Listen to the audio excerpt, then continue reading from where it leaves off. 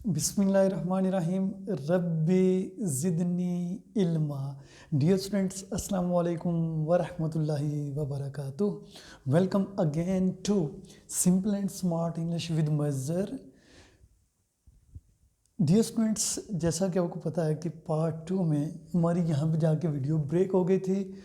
वहाँ से ही हम कंटिन्यू करेंगे और थोड़ा सा जल्दी कंटिन्यू करेंगे। और इस वीडियो में आप इसके अलावा जो चीज़ आप सीखने जा रहे हैं वो बेसिकली आप अपना नॉलेज चेक करोगे कंडीशनल सेंटेंसेस के ऊपर, जो मैंने वीडियो के स्टार्ट में बता दिया था कि इसमें वो चीज़ें भी आपको सिखाई जाएंगी जो आपके कॉमन एरर्स होते हैं, जो इस तरह के सेंटेंसेस आ जाते हैं लेकिन हमें पता कोई नहीं होता और हम फाइनली उनको गलत करके आ जाते हैं। आज की लेक्चर के बाद जितने भी कंडीशंस आपको सिखाई जा रही हैं, पढ़ाई जा रही हैं, इनसे आगे जो कुछ भी होना है वो इन कंडीशंस को आप अप्लाई करेंगे। इससे मिलता जुलता कहीं भी किसी भी एग्ज़ाम में अगर कोई करेक्शन के लिए आपको दिया जाता है या एरर कहा जाता है कि इस सेंटेंस में से कोई एरर ढूंढो, तो आपके लिए कोई मुश्किल नहीं होगा।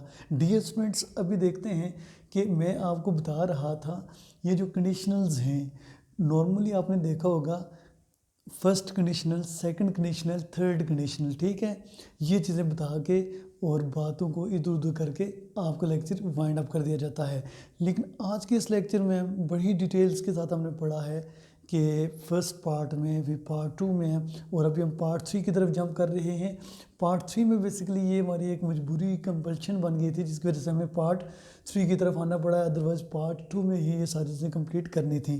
तो अभी देखें डियर स्टूडेंट्स, यहाँ पे मैंने बताया था आपको कि एक हमारी फर्स्ट कंडीशनल होती है, फिर एक सेकंड कंडीशनल है, और फिर एक हमारे पास कौन सी कंडीशनल है, थर्ड कंडीशनल है। उसके बाद हमारे पास कौन सी कंडीशनल है, फोर्थ कंडीशनल है, और उसके बाद हमारे पास 5 आ गए। उसके बाद हमारे पास कौन सी आ गई, 6 आ गए, और उसके बाद हमारे पास कौन सी आ गई, 7 आ गई। अभी डियर स्टूडेंट्स ये देखें, ये आप हैरान हो रहे होंगे ये क्या हो रहा है और किस तरह हो रहा है। डियर स्टूडेंट्स, मैन देखेंगे प्रोबेबल, उसके बाद इम्प्रोबेबल, उसके बाद हाइपोथेटिकल, अनरियल और इमेजिनरी कंडीशंस। डियर स्टूडेंट्स, जो प्रोबेबल कंडीशंस हैं इसमें ये है कि चांसेस हैं किसी चीज़ के होने के। कंडीशनल प्रेजेंट में भी देखेंगे वही चीज़ है, और कंडीशनल फ्यूचर में भी देखेंगे वही चीज़ है, ठीक है डियर स्टूडेंट्स। और उसके बाद डियर स्टूडेंट्स देखें इम्प्रॉबेबल। इम्प्रॉबेबल कंडीशंस वो होती हैं जहाँ पे चांसेस नहीं होते, यानी कि उनका ताल्लुक पास्ट के साथ होता है, ठीक है। अब वहाँ पे चांसेस क्या होते हैं, नहीं होते, ठीक है। और जो हाइपोथेटिकल या अनरियल या इमेजिनरी हैं, इनमें आप क्या करते हो, सपोज करते हो, फ़र्ज़ करते हो, ख्याल करते हो। डियर स्टूडेंट्स, ये सेंटेंसेस लिखे हुए हैं, ठीक है। जैसे जैसे आप सेंटेंस पढ़ते जाएंगे आपको आइडिया होता जाएगा इसमें हमने प्रोबेबल कंडीशंस में किन कंडीशनल्स के रूल्स को फॉलो करना है।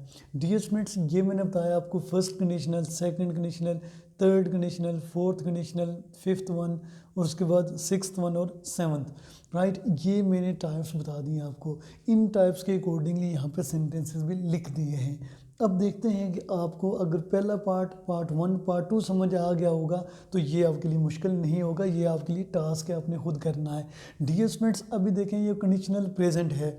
इसको बेसिकली मैं आपको बता रहा था पिछली वीडियो में कि 1934 में जब कंडीशनल सेंटेंसेस को इंग्लिश ग्रामर में सेट कर दिया गया, एडजस्ट कर दिया गया, इनको नाम दे दिया गया, तो द इंग्लिश एकेडमी उस वक़्त काम कर रही थी। और जब साइंटिफिक फैक्ट्स और यूनिवर्सल ट्रूथ्स सामने आए तो पता चला कुछ ऐसी कंडीशंस भी होती हैं जिनका प्रेजेंट और दोनों, इफ़ क्लास और मैन क्लास दोनों प्रेजेंट में मूव कर रही होती है, तो उसका नाम दे दिया गया है। वो क्या दे दिया गया है, ज़ीरो कंडीशनल, राइट।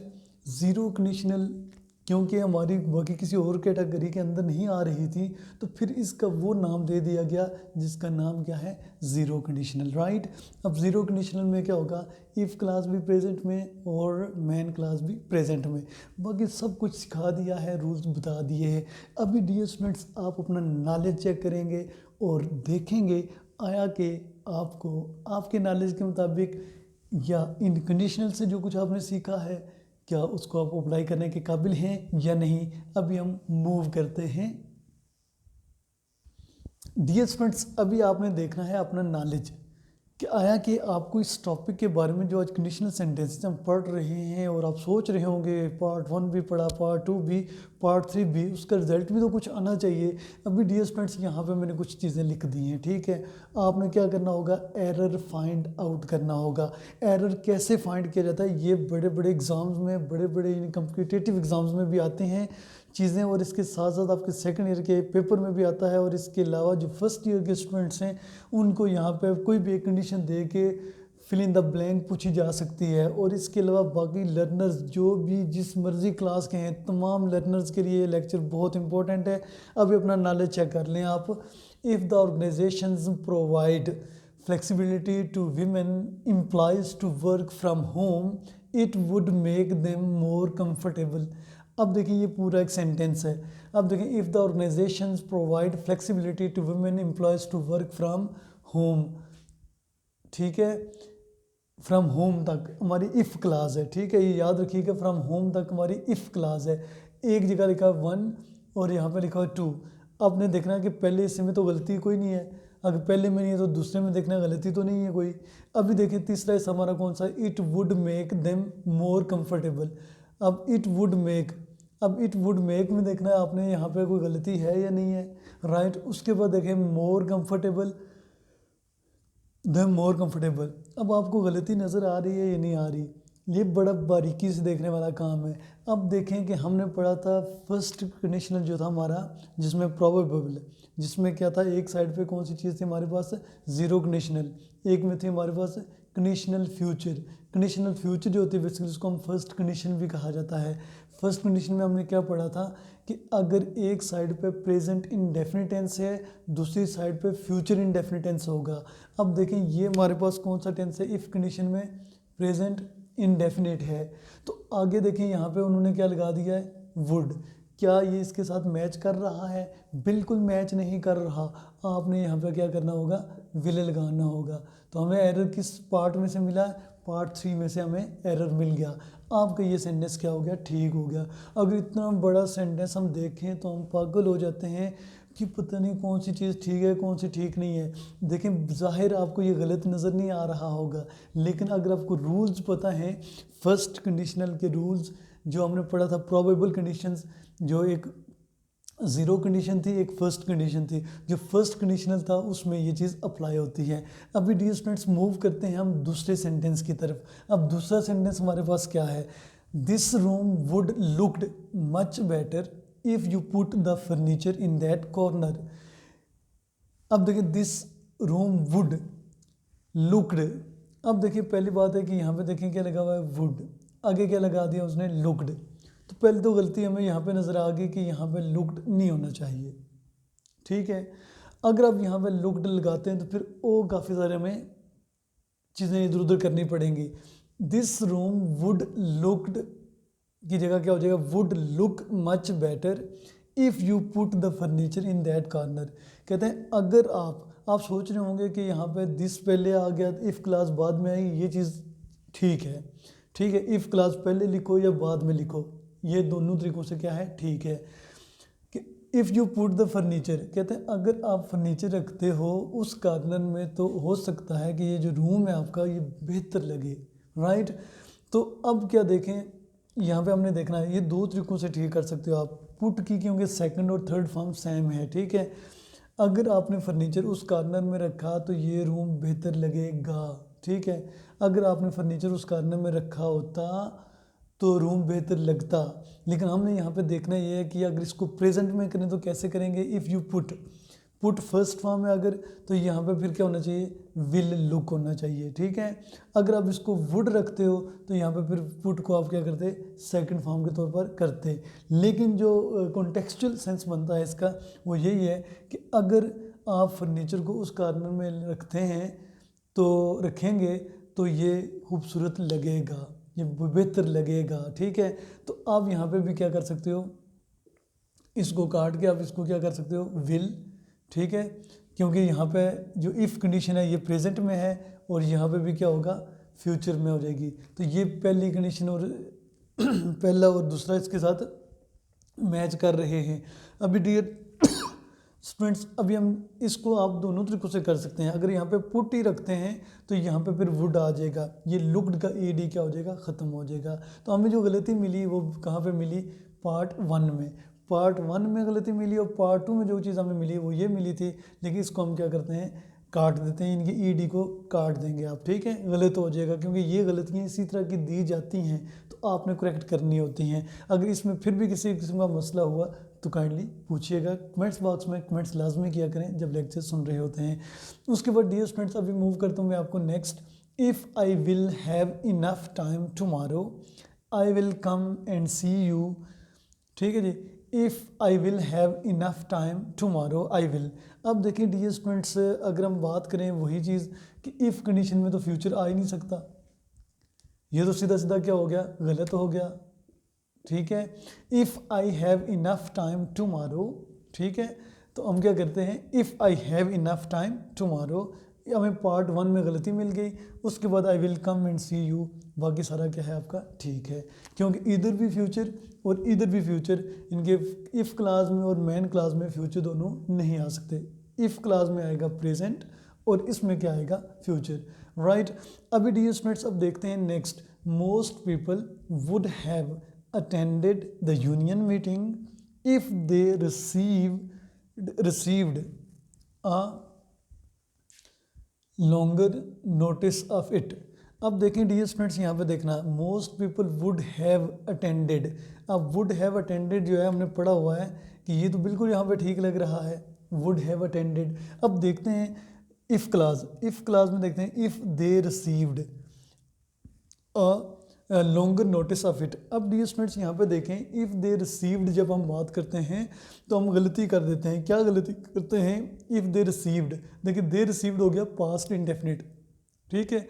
तो हमने कहा था कि जो थर्ड कंडीशनल हम पढ़ रहे थे उसमें वो कंडीशनल जिसको हम कहते थे पास्ट पार्टिसिपल कंडीशन, ठीक है, जिसमें क्या था, एक साइड पे पास्ट परफेक्ट और दूसरी साइड पे कौन सा था, फ्यूचर परफेक्ट, और फ्यूचर परफेक्ट विल हैव की जगह वुड हैव लगाते थे। डियर स्टूडेंट्स अब देखना ये है कि इफ़ क्लास में अगर पास्ट परफेक्ट होना चाहिए तब जाके हम यहाँ पे वुड हैव को एक्सेप्ट करेंगे। तो यहाँ पे गलती क्या आ गई, यहाँ पे क्या आना चाहिए, हैड आना चाहिए, ठीक है। If they had received a longer notice of it most people would have attended the union meeting, right? So this is what which you have to keep in your mind, right?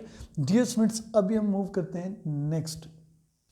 Dear students अभी देखें कि ये आपको एक task दे रहा हूँ assignment के तौर पर, ठीक है। पहली जो हमने प्रैक्टिस की है 4 सेंटेंसेस की, वो थोड़े से मुश्किल थे, ठीक है, लेकिन ये अभी आसान इसलिए दिए हैं ताकि आपकी दोनों चीज़ें कवर हो जाएं। अब देखें आसान देने का मकसद क्या था। पहला सेंटेंस है if it rains the ground got wet. आपने चेक करना होगा कि सिचुएशन कौन सी है, क्योंकि अगर बारिश होती है तो ग्राउंड गीला होता है, ये एक साइंटिफिक ट्रूथ है। यानी कि बारिश जब होती है ऊपर से तो डेफिनेटली जो ओपन एयर में या ओपन जगह पे जगह होती हैं वो सारी चीज़ें क्या हो जाती हैं, गीली हो जाती हैं। इसी तरह अगर आप बारिश में आप बाहर निकलते हैं, बारिश हो रही होती है तो आप भी गीले हो जाते हैं।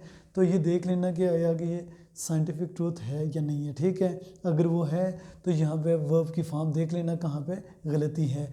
दूसरा सेंटेंस है dear students if I miss the bus I take the train.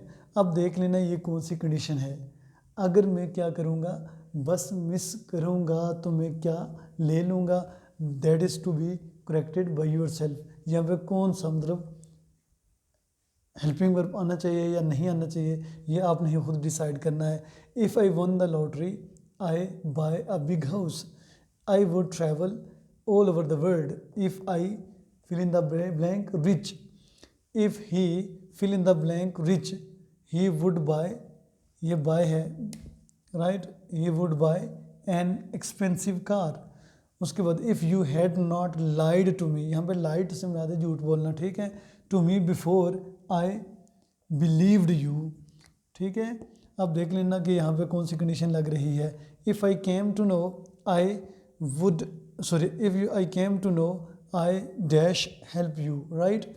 उसके बाद had the rain stopped we would set out.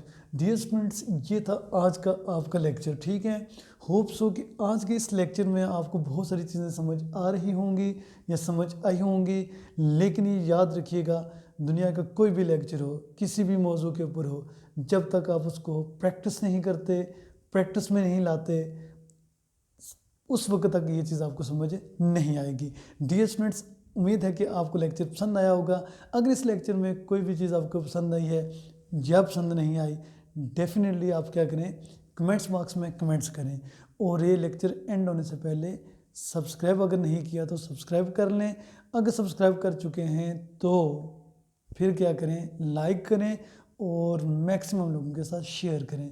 और बहुत सारे स्टूडेंट्स को देखा है कि वो लेक्चर सुनते भी हैं, लेक्चर लेते भी हैं, व्हाट्सएप पे कम्युनिकेट भी करते हैं, लेकिन वो कमेंट्स बॉक्स में कमेंट्स कोई नहीं कर रहे होते।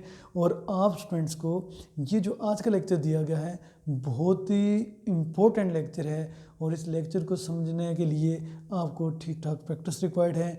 Now the timing of this session has ended. I think it's all right for now. It's also very nice to talk to you, nice to present you. Have a nice discussion and have a nice class. Take care of yourself. Wish you the best of luck. May you live long. Okay, bye bye and Allah Hafiz as well.